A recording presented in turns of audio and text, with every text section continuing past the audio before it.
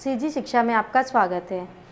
मैं कांची किशोरवानी आज आपको पढ़ाऊंगी कक्षा 12वीं जीव विज्ञान अध्याय नंबर 6 वंशागतिकी के आणविक सिद्धांत। पिछले वीडियो में हम लोगों ने देखा था कि वंशागति का आणविक आधार क्या होता है, फिर डीएनए आनुवांशिक पदार्थ के रूप में डीएनए को क्यों लिया जाता है, डीएनए होता क्या है, अगर उसके सिद्धांत के लिए हम लोग कुछ प्रयोग देख रहे थे, है ना। तो आज इस वीडियो में हम लोग प्रयोग से शुरू करेंगे, हर्षे एवं चेज का प्रयोग। हर्षे एवं चेज का प्रयोग। ए.डी. हर्षे एवं मार्थो चेज नामक वैज्ञानिक थे। ए.डी. हर्षे एवं मार्थो चेज नामक के वैज्ञानिक थे जो ने डीएनए को आनुवांशिक पदार्थ प्रमाणित करने के लिए T1/2 जीवाणु भोजी में एक महत्वपूर्ण प्रयोग किया। उन्होंने क्या किया, दोनों वैज्ञानिकों ने डीएनए को आनुवांशिक पदार्थ है, ये है, इसको प्रमाणित करने के लिए, इसको प्रूफ करने के लिए, सिद्ध करने के लिए किया कि जो टी हाफ जो जीवाणु भोजी होते हैं, है ना, इसमें जो ट्रांसडक्शन होता है जीवाणु भोजियों में, उसके ऊपर प्रयोग किया। तो उन्होंने बताया कि टी हाफ जो जीवाणु भोजी हैं बैक्टीरियोफेज में एक महत्वपूर्ण प्रयोग किया। उन्होंने बताया कि जो जीवाणु भोजी है इसी चेरिचिया कोलाई नामक जो वो जीवाणु पर संक्रमण करने में सक्षम होते हैं। जो जीवाणु भोजी होते हैं वो जो जीवाणु इसी चेरिचिया कोलाई नामक, जिसको ई कोलाई बोलते हैं शॉर्ट फॉर्म में, उस जीवाणु में संक्रमण करने में सक्षम होते हैं एवं लाइटिक चक्र द्वारा इसे नष्ट करते हैं। लाइटिक चक्र क्या होता है, हम लोगों ने पढ़ा था पिछले वीडियो में लाइटिक चक्र क्या होता है ना। इन लोगों ने लाइटिक चक्र जो होता है वो आपका चिपचिपा पदार्थ होता है जो क्या कर लेता है, स्रावित सिक्रेट होता है और क्या बना लेता है, एक सिक्रेट होता है ना, सिक्रेशन करता है। उसके बाद वो क्या हो जाता है, बाहरी वातावरण में वो सूख जाता है क्योंकि नमी नहीं होता है उस वातावरण में, उसको बोलते हैं लाइटिक चक्र। ठीक, उसके बाद कोलाई को दो विभिन्न कल्चर माध्यम पर उगाया। जो इसी चेरिचिया कोलाई था उसको दो विभिन्न कल्चरों में उगाया। एक कल्चर माध्यम में क्या किया, रेडियो सक्रिय सल्फर उपस्थित था, है ना, S35 जिसको बोलते हैं रेडियो सक्रिय सल्फर। जबकि दूसरे कल्चर माध्यम में क्या उपस्थित था, फास्फोरस रेडियो सक्रिय था। एक कल्चर माध्यम में, दो कल्चर माध्यम में उसने उगाया किसी को, इसी चेरिचिया कोलाई को। तो एक कल्चर माध्यम में क्या था आपका, सल्फर था, S35 था, और एक में था फास्फोरस रेडियो सक्रिय P32। कई पीढ़ी तक लगातार उगाए जाने के कारण दोनों जो कल्चर माध्यम पर उत्पन्न होने वाले जीवाणुओं में जो समस्त सल्फर और फास्फोरस युक्त पदार्थ थे वो क्रमशः S35 और P32 युक्त हो गए। ठीक है, अगर इसमें इंजेक्टेड जीवाणु के प्रकार देखेंगे तो हर्षे एवं चेज ने क्या किया, दोनों जीवाणुओं के कल्चर पर जीवाणु भोजी T2 का संक्रमण करवाया। दो कल्चर प्लेट की जीवाणु पर कॉलोनियों पर इनका बहुगुणन हुआ।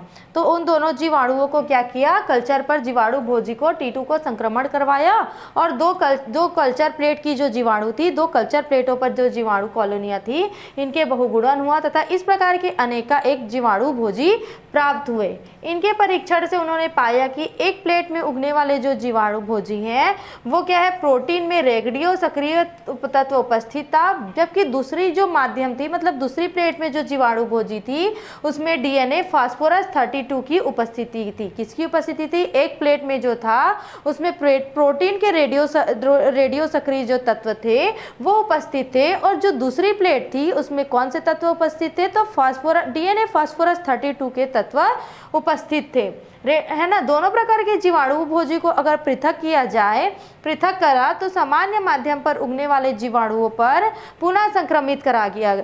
तो पहले क्या किया था, संक्रमित माध्यम में कराया गया था, माध्यम में कल्चर माध्यम में कराया गया था। फिर दूसरे बार में क्या किया, जो सामान्य तरह से उगते हैं उसमें क्या किया, संक्रमित कराया, जीवाणुओं को पुनः संक्रमित कराया।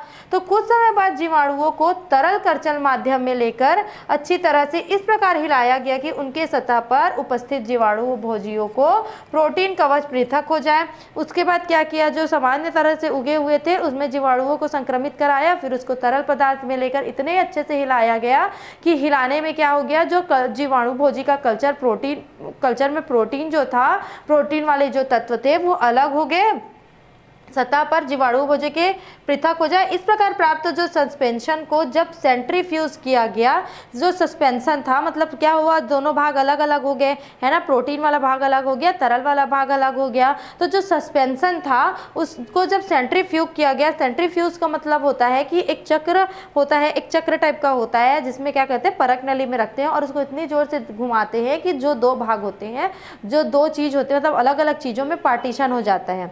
तो जीवाणु पेलेट जो थे जीवाणु भोजन के कवच सुपरनेटेंट के रूप में प्राप्त हुए। दोनों के विश्लेषण से क्या हुआ, कौन से तथ्य प्राप्त हुए, देखते हैं। S32 से क्या प्राप्त हुआ, रेडियो सक्रिय जीवाणु भोजियों से संक्रमित जीवाणुओं में रेडियो सक्रियता नहीं पाई गई। जो S32 था ना उसमें क्या है, S32 से रेडियो सक्रिय जीवाणु भोजियों से संक्रमित जीवाणुओं में, जो S32 से संक्रमित जीवाणु था उसमें रेडियो सक्रियता नहीं पाई गई, बल्कि इनमें क्या पाई गई, सुपरनेटेंट में पाई गई, जिसमें जीवाणु भोजियों के कवच उपस्थित थे, है ना, जिसमें क्या थे, जीवाणु भोजियों के कवच उपस्थित थे। P32 युक्त में जो था, P32 युक्त जो जीवाणु भोजी में संक्रमित जीवाणुओं में क्या था, रेडियो सक्रियता पाई गई और जीवाणु भोजियों के डीएनए के जीवाणु कोशिकाओं में प्रविष्ट होने के कारण रही, ठीक है, कारण हुई।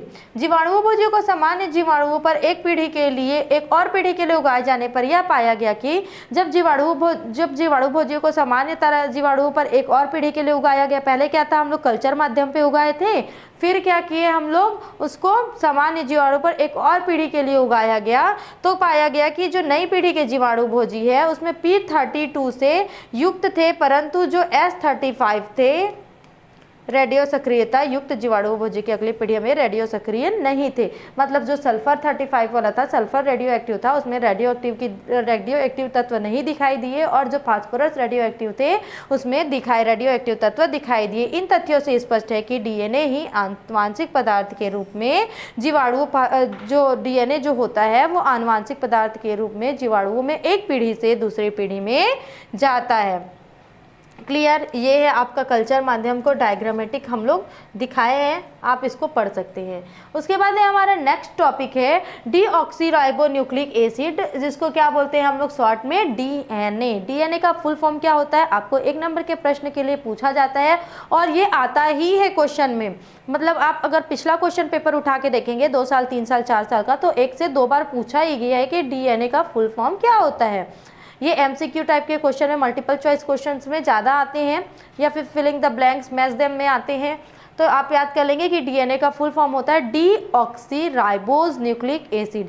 इसका मतलब हम लोग अभी आगे समझते हैं टॉपिक के अंदर में, है ना। तो डीएनए जो होता है इसको क्या बोलते हैं, डीऑक्सीराइबो न्यूक्लियस के पॉलीमर अथवा बहुलक क्या होते हैं, पॉलीमर होते हैं, जो श्रृंखला के रूप में पाए जाते हैं। पॉलीमर का मतलब क्या होता है, बहुत सारी संरचनाएं एक साथ ऐड होती है और उस क्या होती है, श्रृंखलाबद्ध होती है। क्या होती है, चैन के रूप में होती है, श्रृंखलाबद्ध होती है। ये मुख्य रूप से जीवों के केंद्रक के गुणसूत्रों में पाए जाते हैं। ये जीवों का कोशिका होता है, कोशिका में केंद्रक होता है, केंद्रक में गुणसूत्र होते हैं, और गुणसूत्र में ये उपस्थित होते हैं कौन, डीएनए। कुछ कोशिकांगों जैसे माइटोकॉन्ड्रिया, क्लोरोप्लास्ट में भी डीएनए पाया जाता है। कोशिकांग होते हैं, कोशिका में माइटोकॉन्ड्रिया भी पाया जाता है, और क्या पाया जाता है आपका, माइटोकॉन्ड्रिया के साथ साथ क्लोरोप्लास्ट पाया जाता है, उसमें भी कुछ कभी कभी ही उपस्थित होते हैं, किसी किसी में ही डीएनए पाया जाता है। ये जीवों में क्या करता है, आनुवांशिक पदार्थों को एक पीढ़ी से दूसरे पीढ़ी में ट्रांसफर करने का कार्य कौन करता है, तो डीएनए करता है। आनुवांशिक सूचनाओं को पीढ़ी दर पीढ़ी ट्रांसफर करने का कार्य कौन करता है, तो डीएनए करता है। डीएनए का रासायनिक संगठन क्या होता है, पहला चीज हम लोगों को पता चल गया कि उसका पूर्ण नेम क्या होता है, डीऑक्सीराइबोन्यूक्लिक एसिड। ये क्या होते हैं, पॉलीमर होते हैं और श्रृंखलाबद्ध होते हैं, ठीक है।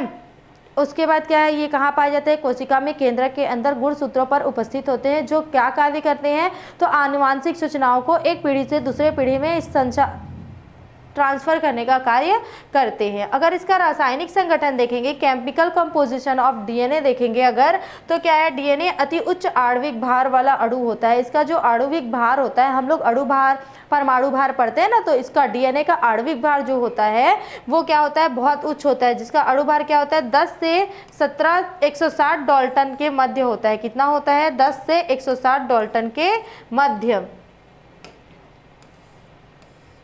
रासायनिक रूप से यह न्यूक्लियोटाइड्स की जो संरचना होती है, श्रृंखला होती है, रासायनिक रूप से न्यूक्लियोटाइड जो न्यूक्लियोटाइड होते हैं, है ना, उसकी संरचना, न्यूक्लियोटाइड क्या होता है, न्यूक्लियोसाइड क्या होता है, ये हम लोग आगे जानेंगे।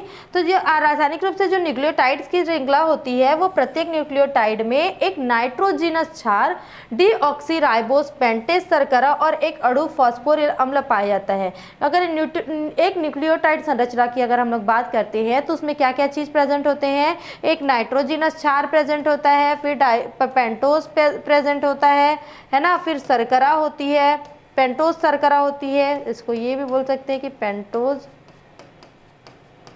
शुगर, और एक अणु क्या होता है, फॉस्फोरिक अम्ल पाया जाता है। फॉस्फोरिक एसिड का कितना एक अणु पाया जाता है, एक अणु पाया जाता है। न्यूक्लियोटाइड में कौन कौन सी संरचना होती है, तो पहली संरचना होती है नाइट्रोजिनस क्षार जो एक होती है, फिर पेंटोज शर्करा होती है, पेंटोज शुगर जिसको बोलते हैं, और तीसरा चीज होता है एक अणु फॉस्फोरिक एसिड। ये है आपका न्यूक्लियोटाइड की संरचना, जिसको क्या बोलते हैं न्यूक्लियो, देखो इसमें क्या है, बेस एडेनिन है, ये क्या है शुगर, हम लोग बोले थे ना शुगर प्रेजेंट होता है, पेंटोज शुगर, पेंटोज शुगर मतलब देखो ये 1 2 3 4 5, ये क्या है पेंटोज है, पेंटोज शुगर, एक अणु, ये क्या है, एक ये है नाइट्रोजिनस क्षार, क्या है ये नाइट्रोजिनस क्षार, ठीक है। और ये क्या है, फास्फेट की संरचना है, ये किसकी संरचना है, एक फास्फोरिक अम्ल पाया जाता है, एक अणु हमको पता है, तो ये है आपका न्यूक्लियोटाइड, न्यूक्लियोसाइड। ये अगर सिर्फ इतना को देखेंगे, क्या बोलते हैं, अगर न्यूक्लियोसाइड की बात करेंगे तो क्या होगा, शुगर प्लस नाइट्रोजिनस क्षार होता है आपका न्यूक्लियोसाइड, और phosphorus plus sugar plus nitrogenous क्षार अगर देखेंगे तो होता है न्यूक्लियोटाइड। इसमें अंतर पता चल गया आपको, फास्फेट अगर उपस्थित है या फिर फास्फोरिक अम्ल उपस्थित है तो क्या होगा आपका न्यूक्लियोटाइड, और अगर ये अनुपस्थित है किसमें, पेंटोज शुगर और नाइट्रोजिनस क्षार में, तो क्या होगा, ये न्यूक्लियोसाइड होगा। क्लियर। अगर डीएनए को देखेंगे तो डीएनए को हम लोग कैसे वर्गीकृत कर सकते हैं, तो डीऑक्सीराइबोन्यूक्लियोटाइड्स, कैसे बोलेंगे इसको, डीऑक्सीराइबोन्यूक्लियोटाइड्स। अगर डीऑक्सीराइबोन्यूक्लियोटाइड्स को अगर हम लोग दो भागों में बांटते हैं तो क्या होता है, डीऑक्सीराइबोन्यूक्लियोसाइड्स और फास्फोरिक एसिड। हम लोगों ने पढ़ा था कि जो टाइड होते हैं, मतलब जो न्यूक्लियोटाइड्स होते हैं, उसमें क्या होता है, शुगर प्लस नाइट्रोजनस क्षार प्लस फास्फोरिक एसिड, है ना। तो अगर इसको हम लोग अलग अलग करते हैं तो न्यूक्लियोसाइड अलग हो गया, न्यूक्लियोसाइड में आपका क्या क्या आ गया, नाइट्रोजनी क्षार आ गया, नाइट्रोजनी क्षार, और इसमें क्या आ गया, न्यूक्लियोसाइड में नाइट्रोजनी क्षार आ गया और पेंटोज से शुगर आ गया, ठीक है, जिसको क्या बोलते हैं डिऑक्सीराइबोज, और अलग से क्या बच गया आपका फॉस्फोरिक एसिड। अगर नाइट्रोजनी क्षार को अगर हम लोग दो भागों में विभक्त करते हैं या फिर इसका वर्गीकरण देखते हैं तो क्या होता है, प्यूरिन होता है जिसको एडेनिन और ग्वानिन बोलते हैं। प्यूरिन क्या होता है, आगे पढ़ेंगे हम लोग। नाइट्रोजनी क्षार दो प्रकार का होता है, प्यूरिन और पिरिमिडिन। तो प्यूरिन क्या क्या होता है, प्यूरिन होता है एडेनिन और ग्वानिन। ए का मतलब हो गया आपका एडेनिन, जी का मतलब हो गया ग्वानिन, है ना, और इधर पिरिमिडिन में दिया है सी, इसको बोलते हैं साइटोसिन, और टी का मतलब होता है थायमिन। क्या होता है, थायमिन। क्लियर। चार चीजें बताई गई है। नाइट्रोजनी क्षार जो हमारा डीएनए होता है उसमें नाइट्रोजनी क्षार 4 प्रकार के होते हैं। नाइट्रोजिनस क्षार जो होते हैं, नाइट्रोजिनस बेस जो होते हैं वो 4 टाइप्स के होते हैं। जो होता है पहले तो होता है 2 प्रकार का, प्यूरिन और पिरिमिडिन। अगर प्यूरिन की बात करते हैं तो उसमें 2 प्रकार का आता है, आपका आता है एडेनिन और ग्वानिन। उसके पश्चात पिरिमिडिन आता है, उसमें आता है साइटोसिन और थायमिन। क्लियर। फास्फोरिक एसिड यहीं पे स्टॉप हो गया, पेंटोज शुगर भी यहीं पे स्टॉप हो गया। पेंटोज शुगर को क्या बोलेंगे हम लोग, डीऑक्सीराइबोज। क्या बोलते हैं, डीऑक्सीराइबोज। अब इसका हम लोग डिटेल पढ़ते हैं कि क्या क्या कैसे कैसे होता है और कौन कौन सी संरचना जो होती है वो कितनी कितनी मात्रा में और कैसे कैसे प्रेजेंट होती है। तो नाइट्रोजनी क्षार जो होते हैं वो डीएनए में पाए जाने वाले 2 प्रकार के होते हैं, प्यूरिन और पिरिमिडिन। अभी हम लोगों ने पढ़ा तो प्यूरिन में आता है आपका एडेनिन और ग्वानिन। तो अब है पहले देखते हैं एडेनिन। एडेनिन को किसे, एडेनिन को ए से डिनोट करते हैं, ए के सिंबल से डिनोट करते हैं, और जो ग्वानिन होता है उसको जी से डिस्क्राइब करते हैं, ठीक है, व्यक्त करते हैं। अगर वंशागतिकी के आणविक आधार देखेंगे तो इसका, है ना, अगर ये क्या हो गया पिरिमिडिन जो है, प्यूरिन जो है वो एडेनिन और ग्वानिन हो गया। पिरिमिडिन जो है वो डीएनए का निर्माण करने वाले पिरिमिडिन दो प्रकार के होते हैं, साइटोसिन जिसको सी से बोलते हैं, साइटोसिन किसको दर्शाता है, सी से। फिर है थायमिन जिसको टी से दर्शाते हैं।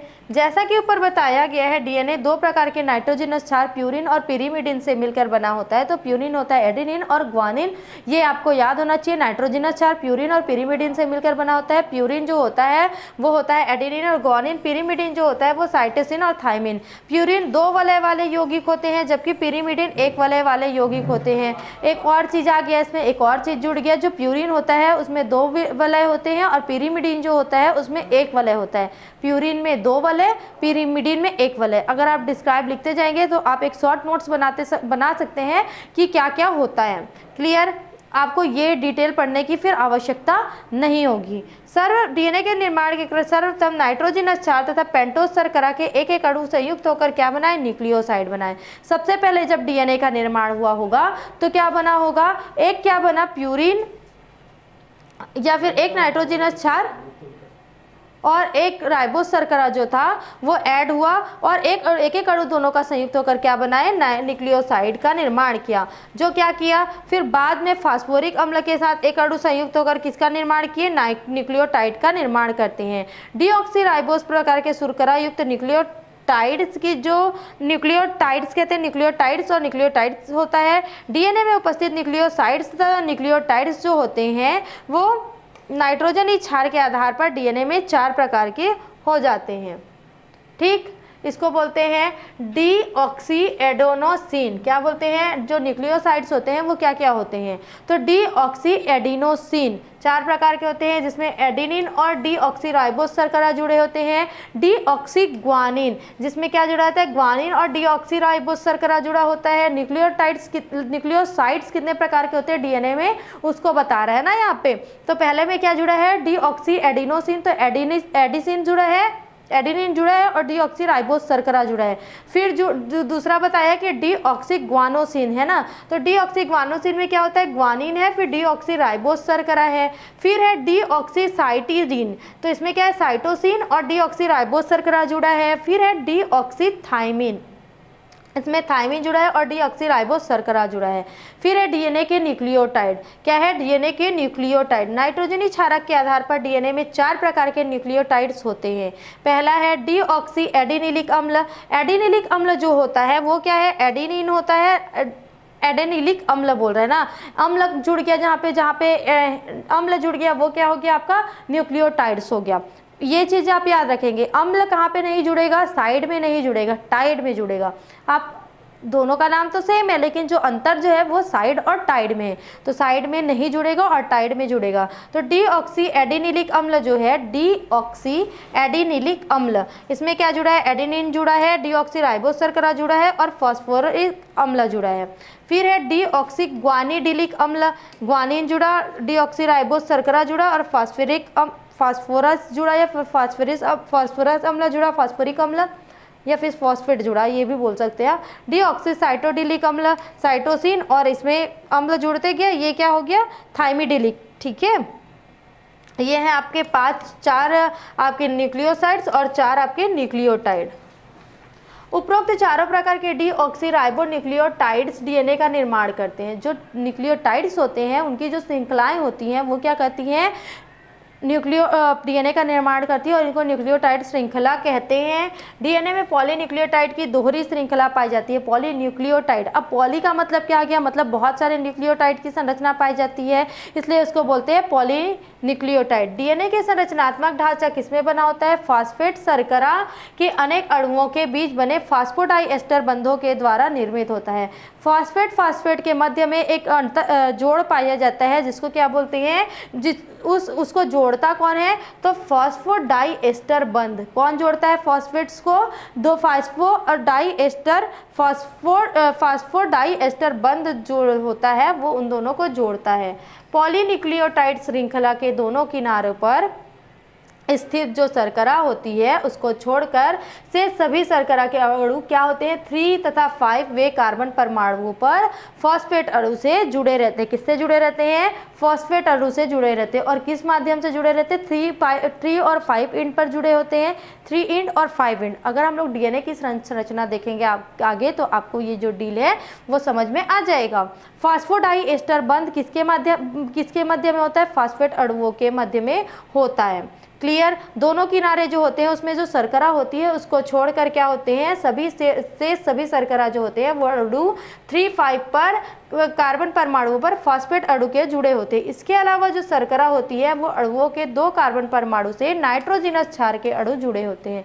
इसके 2 कार्बन परमाणु होते हैं उसमें 2 नाइट्रोजिनस क्षार जुड़े होते हैं। क्षारक युग्मक जिसको बोलते हैं बेस पेयरिंग, डीएनए में एडेनिन हमेशा थाइमिन के साथ जुड़ता है। बेस पेयरिंग मतलब जो नाइट्रोजिनस क्षार होता है वो अपने जोड़ी के साथ ही, सबका एक अपना पेयर होता है, वैसे ही डीएनए में भी नाइट्रोजिनस क्षार का नाइट्रोजनस बेस का जो पेयर होता है वो पहले से सेट होता है कौन किसके साथ जुड़ेगा। तो जैसे एडेनिन होता है वो हमेशा ग्वानिन के साथ जुड़ेगा, साइटोसिन होता है थाइमिन के साथ, इस प्रकार का जुड़ेगा या फिर या इस प्रकार से जुड़ेगा। क्लियर। अब इसमें जो बॉन्ड होते हैं वो भी अलग अलग होते हैं, ये देखते हैं कैसे होते हैं, कौन कौन से होते हैं। ये है आपके फॉस्फेट ग्रुप, ठीक है। न्यूक्लियोटाइड्स की अगर बात करेंगे तो ये है फॉस्फेट ग्रुप, ये इसका है आपका फॉस्फेट का डायग्राम है, ये फॉस्फेट की संरचना है, स्ट्रक्चर ऑफ फॉस्फेट। ये डीऑक्सीराइबोस का स्ट्रक्चर ऑफ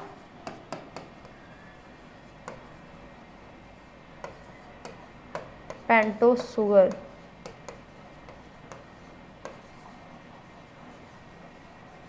पेंटोस शुगर क्यों बोलते हैं हम लोग इसको, क्योंकि इसमें 5 बॉन्ड वाले क्या होते हैं, 5 जो बॉन्ड से बने कार्बन जो होते हैं जुड़े रहते हैं, इसको इसलिए बोलते हैं। ठीक है, ये है फॉस्फेट का स्ट्रक्चर, ये है आपका पेंटोस शुगर का स्ट्रक्चर, फिर ये है नाइट्रोजिनस बेस का स्ट्रक्चर। कैसे कैसे होता है, ये है साइटोसिन का स्ट्रक्चर, ग्वानिन का स्ट्रक्चर, एडेनिन का स्ट्रक्चर और थाइमिन का स्ट्रक्चर। आपको अगर इसको क्या करना पड़ेगा, आपको याद करना पड़ेगा। तो आप ये देख सकते हैं कि नाइट्रोजनस बेस का स्ट्रक्चर कौन कौन सा कैसा कैसा होता है, कुछ में कितने बॉन्ड होते हैं, कहाँ पे नाइट्रोजन जुड़ा है, कहाँ पे हाइड्रोजन जुड़ा है और कहाँ पे ऑक्सीजन जुड़ा है और कैसे बॉन्ड के द्वारा जुड़े हुए हैं। इस प्रकार आप पेंटोस शुगर के भी देखेंगे और फॉस्फेट के भी देखेंगे। क्लियर। अगर चारगाफ का नियम देखें, चारगाफ का रूल देखेंगे डीएनए के लिए, तो ये बोलते हैं 1950 में कि डीएनए में शर्करा जो होती है वो फास्फोरिक अम्ल तथा विभिन्न प्रकार के फ्यूरोन पिरिमिडिन्स की मात्राओं का तुलनात्मक अध्ययन किया। ये क्या किए 1950 में बताते हैं कि मतलब अध्ययन किए, स्टडी किए। किसके ऊपर स्टडी किए, तो इन्होंने शर्करा के ऊपर फास्फोरिक अम्ल तथा जो पिरिमिडिन्स है या प्यूरिन्स है, पिरिमिडिन प्यूरोन्स बोलते हैं, जो आपका प्यूरिन है उसको प्यूरोन्स बोला उन्होंने, और पिरिमिडिन का जो हुआ उनके मात्रात्मक तुलनात्मक अध्ययन किया। मात्रात्मक उनकी जो मात्राएं थी, मतलब उनमें कौन से कितनी कितनी क्वांटिटी में अवेलेबल है, उपस्थित होती हैं, उनका मात्रात्मक अध्ययन किया। उन सबके बीच में तुलनात्मक अध्ययन किया कि कौन सी चीज़ कितनी मात्रा में कितने क्वांटिटी में वहाँ पे उपस्थित है। परिणाम के आधार पर उन्होंने कुछ तथ्य दिए। तो उन्होंने बताया कि जो डीएनए के अणु में प्यूरिन्स होते हैं तथा पिरिमिडिन होते हैं, उनके अणुओं की संख्या हमेशा क्या होती है, समान होती है। प्यूरिन्स और पिरिमिडिन्स की संख्या क्या होती है, प्रत्येक डीएनए में समान होती है। अर्थात एडेनिन, ग्वानिन, साइटोसिन और थाइमिन ये क्या होते हैं, बराबर होंगे, इनमें कम और ज़्यादा नहीं होगी। इनकी मोलर मात्रा क्या होती है, अगर एडेनिन की मोलर मात्रा देखेंगे तो थाइमिन के बराबर होती है और साइटोसिन की मोलर मात्रा हमेशा ग्वानिन के बराबर होती है। अगर मोलर मात्रा की बात करते हैं तो एडेनिन की मात्रा और किसकी मात्रा, थाइमिन की मात्रा हमेशा समान होगी और साइटोसिन और ग्वानिन की मात्रा हमेशा समान होती है। अर्थात एडेनिन थाइमिन के साथ तथा साइटोसिन ग्वानिन के साथ जुड़ता है, AT और CG।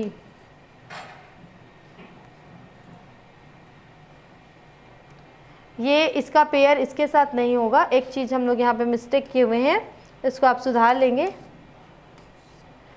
एडेनिन हमेशा थाइमिन के साथ जुड़ता है, साइटोसिन हमेशा ग्वानिन के साथ जुड़ता है। ठीक है,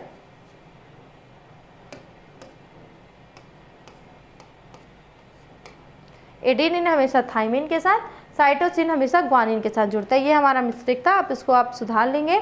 दूसरा चीज़ इसमें एक और चीज़ है कि इनमें जो बॉन्ड होता है वो अलग अलग होता है, और इनमें बॉन्ड इसलिए एक जैसा होता है क्योंकि एडेनिन थाइमिन के साथ क्यों जुड़ेगा, क्योंकि इन दोनों की मोलर मात्रा क्या है, सेम है। क्या है, मोलर मात्रा इन लोगों की सेम है। तीसरा बता रहा है आपका, वो तीसरा तथ्य दिया अपना, उन्होंने बताया कि डीऑक्सीराइबोज शर्करा जो है वो फास्फोरिक अम्ल के अणुओं की मात्रा हमेशा बराबर होती है। जो शर्करा होती है हमारी, जो पेंटोस शुगर है या फिर डीऑक्सीराइबोज शर्करा जिसको हम लोग बोलते हैं, उसकी मात्रा किसके बराबर है, फास्फोरिक अम्ल के अणुओं के बराबर है। ठीक है, थाइमिन, एडेनिन और थाइमिन तथा साइटोसिन और ग्वानिन का जो अनुपात है वो किसी जीव में क्या होता है, निश्चित होता है, बराबर होता है, पहले से निश्चित होता है कि इसमें इतनी मात्रा ही होगी। एडेनिन, थाइमिन, साइटोसिन और ग्वानिन स्थिर डीएनए की आणविक संरचना अगर देखेंगे, मॉलिक्यूलर स्ट्रक्चर ऑफ डीएनए देखेंगे तो क्या है, इसकी आणविक संरचना का अध्ययन किसने किया था, तो जेडी वॉटसन ने किया था। किसने किया था, वॉटसन एवं क्रिक बोलते हैं, वॉटसन एवं क्रिक की संरचना, अगर आणविक संरचना मॉलिक्यूलर स्ट्रक्चर ऑफ डीएनए की अध्ययन सबसे पूर्व में किसने किया था, वॉटसन एवं क्रिक नामक वैज्ञानिक ने किया था। ये भी एक नंबर का प्रश्न है जो आपको पूछता है। हमको जो हम लोग डिटेल से पढ़ रहे हैं, अब अगर हम लोग किसी पाठ्य पुस्तक को अगर डिटेल से पढ़े तो हमको 1 नंबर और 2 नंबर के भी प्रश्न कहाँ से पूछे जाते हैं वो हमको नोट करना पड़ेगा, क्योंकि हमारा 5 नंबर और 6 नंबर का क्वेश्चन जो होता है वो डायरेक्ट पूछा जाता है। 3 नंबर, 4 नंबर, 5 नंबर के क्वेश्चन जो होते हैं वो डायरेक्ट पूछे जाते हैं। जैसे कि आपको पूछा जाएगा कि डीएनए की संरचना बताइए और डीएनए का जो तथ्य है या फिर डीएनए में कौन कौन सी चीज़ें उपस्थित हैं वो सारी चीज़ें बताए, तो आप सारी चीज़ें बताएंगे उसमें कि डीएनए कहाँ से आया, डीएनए की खोज किसने की, डीएनए में कौन कौन से तत्व उपस्थित होते हैं, डीएनए दिखाई कैसे देता है, डीएनए की संरचना क्या होती है, आणविक भार क्या होता है, मोलर भार क्या होता है, व्यास क्या होता है, लंबाई क्या होता है, ये सारी चीज़ें बताएंगे। लेकिन अगर आपको 1-1 नंबर के भी क्वेश्चन अगर हल करने हैं, अगर 1-1 नंबर के भी क्वेश्चन सॉल्व करने हैं तो हमको बीच से डिटेल पढ़ना पड़ेगा, है ना। तो इसके अगर आणविक संरचना की बात करेंगे, हमारा जो नेक्स्ट टॉपिक है उसके अनुसार ये है कि इनका खोज किसने किया था, जेडी वॉटसन एवं FHC क्रिक, जिसको हम लोग नॉर्मल बोलते हैं, वॉटसन एवं क्रिक की मॉडल या फिर संरचना। उन्होंने कब किया था, 1953 में किया था। उन्होंने इस कार्य के लिए उन्हें नोबेल प्राइज़ मिला था। जो क्या होता है, किसी भी शिक्षा के क्षेत्र में या फिर किसी भी विशिष्ट कार्य के क्षेत्र में क्या मिलता है, जो प्राइज़ मिलता है उसको बोलते हैं नोबेल पुरस्कार। उन्हें इस पुरस्कार से सम्मानित किया गया था 1962 में। उनके द्वारा प्रतिपादित डीएनए मॉडल को क्या बोलते हैं, वॉटसन एवं क्रिक। किस नाम से फेमस है, वॉटसन एवं क्रिक मॉडल कहते हैं। इस मॉडल के प्रमुख बिंदु निम्नलिखित हैं। डीएनए प्रत्येक अणु में 2 स्ट्रैंड होते हैं। डीएनए का जो प्रत्येक अणु होता है, मतलब डीएनए का अगर एक अणु देखेंगे तो उसमें कितना स्ट्रैंड होते हैं, 2 स्ट्रैंड होते हैं इस प्रकार के। अभी हम लोग संरचना भी देखेंगे, जो कि एक दूसरे के चारों ओर से लिपटे रहते हैं इस प्रकार से। किस प्रकार से, इस प्रकार से लिपटे रहते हैं और द्विकुंडलित संरचना का निर्माण करते हैं। किस प्रकार की संरचना का निर्माण करते हैं, तो द्विकुंडलित संरचना का निर्माण करते हैं। प्रत्येक डीएनए में पॉलीन्यूक्लियोटाइड्स की 2 श्रृंखलाएं होती है। पॉलीन्यूक्लियोटाइड्स मतलब आप समझ गए हैं, अभी हम लोग पढ़े कि न्यूक्लियोटाइड्स मतलब क्या होता है कि फॉस्फेट एसिड होगा, फॉस्फेटिक अम्ल होगा, या फिर प्लस शुगर होगा, प्लस नाइट्रोजनस बेस होगा, जिसमें नाइट्रोजनस बेस जो होगा वो प्यूरिन और पिरिमिडिन में पेयरिंग होगा। ठीक है, जो कि अशाखित होती है, अनब्रांच्ड होती है, जो पॉलीन्यूक्लियोटाइड से बनी होती है और क्या होती है, अनब्रांच्ड होती है। डीएनए की दोनों पॉलीन्यूक्लियोटाइड्स की श्रृंखलाएं क्या होती है, प्रति समानांतर एंटी पैरेलल होती है।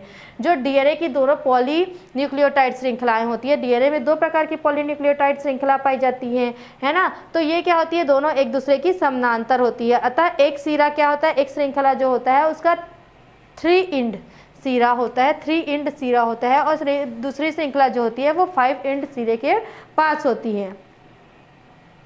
पॉलीन्यूक्लियोटाइड श्रृंखला के एक छोर पर क्या पाया जाता है, शर्करा का तृतीय कार्बन स्वतंत्र होता है।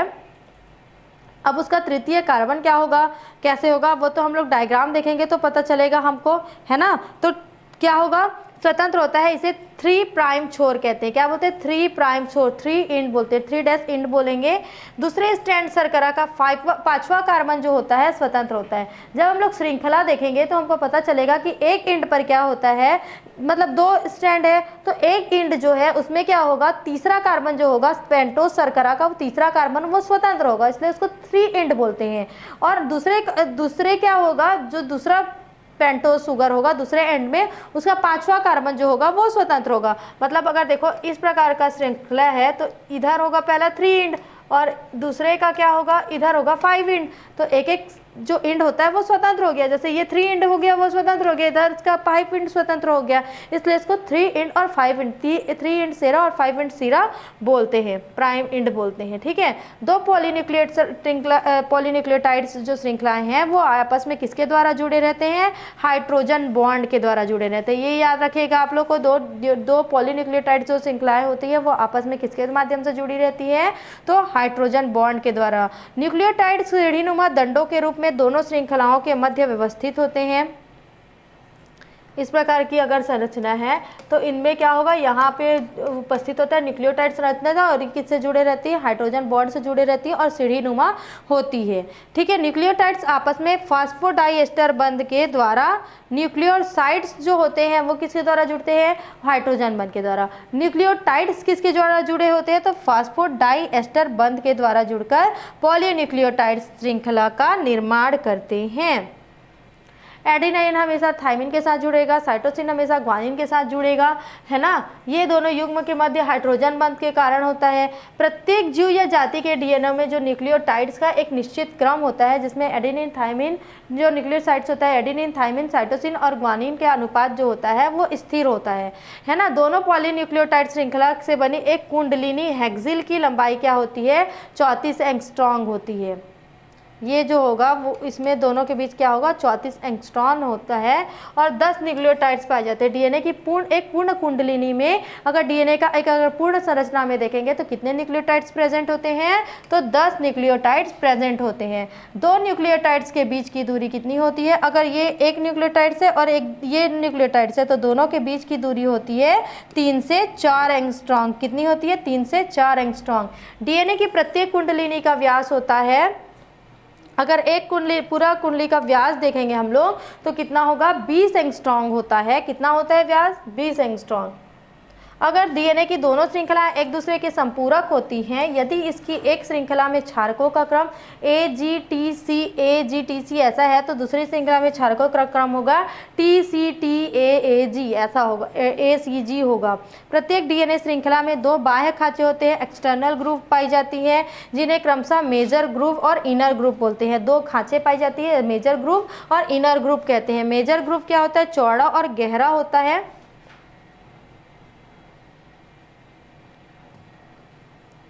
ये है आपका डीएनए का स्ट्रक्चर। क्लियर, डीएनए का स्ट्रक्चर में देखो 3 इंड है एक और दूसरा है 5 इंड। ये क्या है, न्यूक्लियोटाइड से, जिसमें क्या है इसका जो है वो 3.4 एंगस्ट्रॉम है। इन दोनों के बीच की जो दूरी है वो 0.3 nm होती है।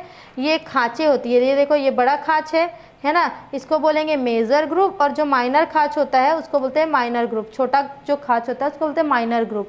ये जो होता है ये है नाइट्रोजनस बेस, ये इधर जो पाया जाता है वो होता है सुगर फॉस्फेट बैकबोन।